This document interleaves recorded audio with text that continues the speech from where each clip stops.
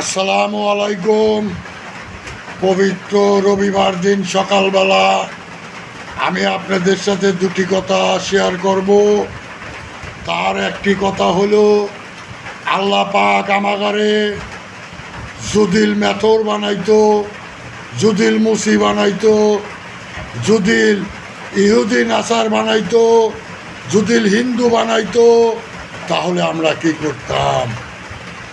তাই আল্লাহ আমাদের প্রতি সহানুভূতি, শ্রেষ্ঠ ধর্মর মানুষ আমাদের বানা দিছে। আমরা একদিন না একদিন জান্নাত পাবই, আমরা শেষ নবীর উম্মত।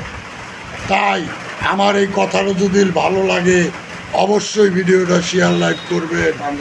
আমরা সবচাইতে সেরা ধর্ম, পবিত্র ধর্ম, মুসলমান ধর্মর অনুসারী কবিরাজ আসাদ। কথাটা ভালো লাগলে শেয়ার লাইক করে ধন্যবাদ। আসসালামু আলাইকুম।